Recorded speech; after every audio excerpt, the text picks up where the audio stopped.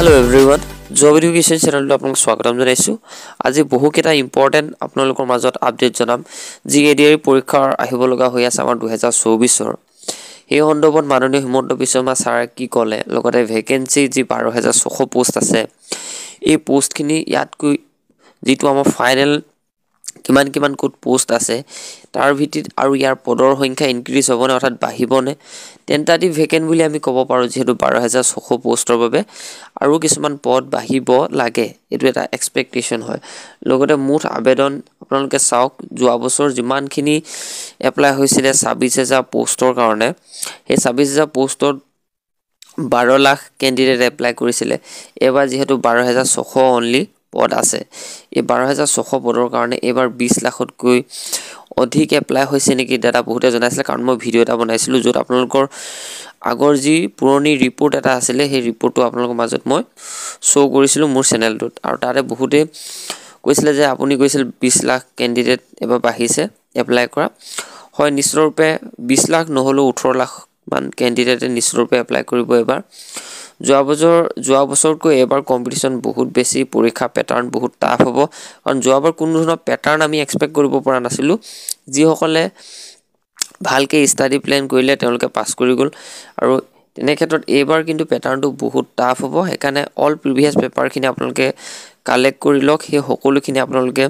চাওক কোনটো টপিকৰ পৰা কিমান প্ৰশ্ন উত্তৰ কাটিছিল সেইখিনি আপোনালোকে পঢ়িবলৈ চেষ্টা কৰক যে যোৱা বছৰ যিমানটো টপিকৰ পৰা আহিছে সেই টপিকটো যে আকৌ পুনৰ ৰিভাইজ হ'ব পুনৰ ঘূৰি আহিব হেতু কথা নাই কিন্তু সেইখিনিৰ পৰা আপোনালোকে এটা অনুমান ল'ব পাৰিব লগতে এই পৰীক্ষাটো আমাৰ যি অনুষ্ঠিত হ'বলৈ গৈ আছে যে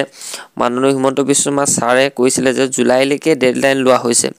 অৰ্থাৎ জুলাইয়ে তেওঁলোকে এটা লাষ্ট এম লৈছে মানে জুলাইতকৈ পিছলে নহতে কাৰণ জুলাই আগতে পৰীক্ষা সকলোখিনি পাতিব সো আমি এক্সপেক্টেশন কৰিব পাৰো যে মেট ফিক্স এক্সাম হোৱা চান্স আছে কাৰণ আপোনালোকে চাওক এতিয়া জানুৱাৰী পাছতে ফেব্ৰুৱাৰী মাৰ্চ এইখিনি মেট্ৰিক হাই সেকেন্ডাৰী পৰীক্ষাৰ বতৰ হয় তাৰ পাছত আমাৰ যিখিনি 2-1 মাহ মানৰ পাছতে মে মানতে ফিক্স আমাৰ এক্সামটো হ'ব লাগে তাৰ সেইখিনি হোৱাৰ পাছতে আমাৰ জুলাইলৈকে যেহেতু লাষ্ট ডেট লৈছে ডেডলাইন লৈছে জুলাইলৈকে হে তাৰ আগে সকলোখিনি ইন্টাৰভিউ স্কিল টেষ্ট পাতি শেষ হ'ব গতিকে এইখিনি কথা আছিল আপোনালোকৰ যিমানখিনি মোক সুধি আছিল যে মুঠ এবাৰ 20 লাখ আবেদন হ'বনে হয় 18 নহলো 15 লাখ 19 লাখ এনেকুৱা ক্যান্ডিডেট নিশ্চিতৰূপে এপ্লাই কৰিব কাৰণ 6,71,805 candidate had applied for class 3 post যদি আপোনালোকে চাই অনলি ক্লাস 3 পোষ্টৰ কাৰণে 6,71,805 জনে এপ্লাই কৰিছিল এই 26000 ৰ ভিতৰতে আপোনালোক অকল গ্ৰেড 3 কাৰণে ইমানখিনি 6 লাখ হৈছিল